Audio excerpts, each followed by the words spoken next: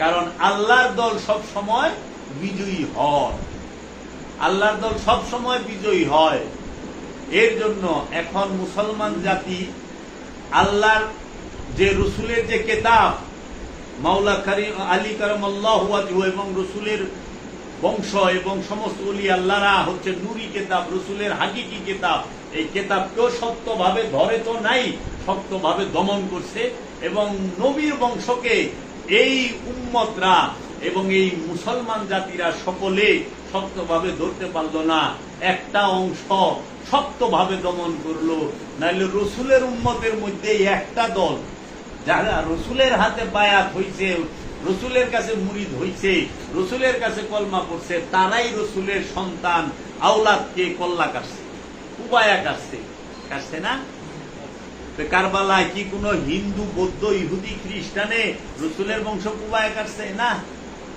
এই মাথায় টুপি পাগড়ি পরা, শরীরে পাঞ্জাবি পরা, মুখে দাড়ি রাখনেওয়ালা এবং আজান দিয়া 5 ওয়াক্ত নামাজ পড়নেওয়ালা, তাহারাই মাওলা হুসাইনকে শাহাদাত করলো, মাওলা আলীকে শাহাদাত করলো, মা ফাতেমাকে শাহাদাত করলো, মাওলা হুসাইন হাসানকে শাহাদাত করলো।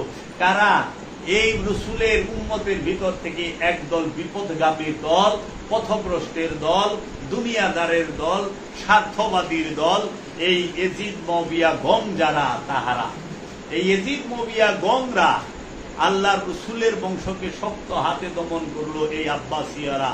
তারপরে তারা তাদের রচিত হাদিস আল্লাহ রসুলের শানের খেলাফে লাগায় দিল, আল্লাহ রসুলের মানের খেলাফে লাগায় দিল, আল্লাহ রসুলের বংশের ইজ্জতের বিরুদ্ধে লাগায় দিল। তাই রসুল প্রেমিক যারা, তারা রসুলকে এবং রসুলের বংশকে ভালোবাসে। তাই অনেকে মাওলা আলীকে ভালোবাসতে এবং মাওলা আলীর নাম জোরে সোরে কইতে ভয় পায় যদি শিয়া তক না দেয়। আরে পাগল, মাওলা আলীকে ভালোবাসলে যদি শিয়া হয় তাহলে সবচেয়ে বড় শিয়া তো আল্লাহর রসুল রাহমাতাল লিল আলামিন হয়ে বয়ে রয়েছে। কারণ আল্লাহ কইছে, বেলায়েত ঘোষণা করেন, রাহমাতাল লিল আলামিন বেলায়েত দিছে। আল্লাহর নিজে কইল আলীর কাছে মা ফাতেমাকে বিবাহ দেন। প্রস্তাবটা রবের তরফ থেকে আইছে রাহমাতাল লিল আলামিনের কাছে। আল্লাহর ঘরের ভিতরে মাওলা আলী রে আনলো, মাওলা আলীর আবির্ভাব আল্লাহর ঘরের ভিতরে। মাওলা আলী থাকে রহমতের সাথে, রাহমাতাল লিল আলামিনের সাথে, রহমতের ঘরের ভিতরে। মাওলা আলী রহমতের আলমদার। তাইলে আমি তো পৃথিবীতে সবচেয়ে বড় শিয়া মহানবীরই দেখতাছি, কারণ সবচেয়ে বেশি আলী আলী যে করছে সে হইল মহানবী। সবচেয়ে বেশি মাওলা আলীকে যে ভালোবাসে সে হইল মহানবী। আর মহানবী কইছে আমার বংশরে ভালোবাসো, পাক পাঞ্জাতন আহলে বাইতকে ভালোবাসলে, মাওলা আলী মা ফাতেমাকে ভালোবাসলে যদি শিয়া হয়, তাইলে আল্লাহ শিয়া হয়ে রয়েছে, মহানবীও শিয়া রয়েছে। এর সাথে আমি মিলাই কইতে পারি, ইমাম আবু হানিফা বলছে যদি মাওলা আলীকে এবং পাক পাঞ্জাতনকে আহলে বাইতকে ভালোবাসলে শিয়া অপবাদ দিতে হয়, তাহলে ইমাম আবু হানিফার থেকে বড় শিয়া জগতে নাই। ইমাম শাফি তিনিও বলেছেন এই কথা, যদি মাওলা আলীকে এবং পাক পাঞ্জাতনকে এবং আহলে বাইতকে ভালোবাসলে শিয়া হইতে হয়, তাহলে আমি ইমাম শাফি থেকে বড় শিয়া জগতে নাই।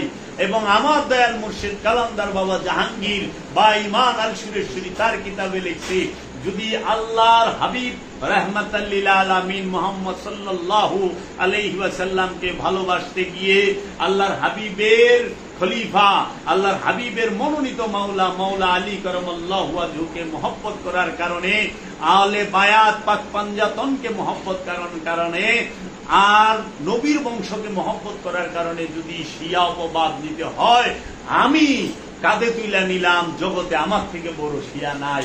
আমি যাবেরও তাই কইলাম, আমি হাসতে হাসতে জাহান্নামে যামু, মুআবিয়া গঙ্গের সাথে জান্নাতে যামু না।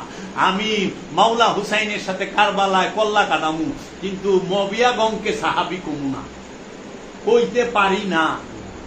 এগিনাই সবচেয়ে বড় জালিম, জুলুমকার, মুনাফিক। এর জন্য মাওলা আলীকে ভালোবাসি, মহানবীকে ভালোবাসি, রব্বুল আলামিনকে ভালোবাসি, রবকে ভালোবাসি, মহানবীকে ভালোবাসি, মাওলা আলীকে, মাওলা আলীর বংশকে, পাক পাঞ্জাতনকে এবং জগতের সমস্ত অলিকে ভালোবাসি। আর আমাদের মধ্যে শিয়া ভাইদের মধ্যে শ্রদ্ধেয় শিয়া ভাইদের মধ্যে তফাৎ কি? শ্রদ্ধেয় শিয়া ভাইয়েরা পাক পাঞ্জাতন মানে, 12 ইমাম 14 মাসুম মানে, কিন্তু অলি আল্লাহ মানে না। বড় পীরকে মানে না, খাজা বাবাকে তারা ওইভাবে মানে না, পীর আউলিয়াদেরকে মানে না, সুফিবাদ মানে না। আর আমরা রসুল মানি, রসুলের বংশ, পাক পাঞ্জাতন 12 ইমাম 14 মাসুমকেও মানি। পৃথিবীতে যত কাদরিয়া, চিশতিয়া, নকশবন্দিয়া, মুজাদ্দিদিয়া, সরওয়ার দিয়া, নিজামিয়া, যত ওলি আল্লাহ আছে, ওলিয়ে কামেলদের সবার চরণে ভক্তি এবং সালাম, লক্ষ কোটি সেজদা তাদের চরণে, তাদেরকে ভালোবাসি।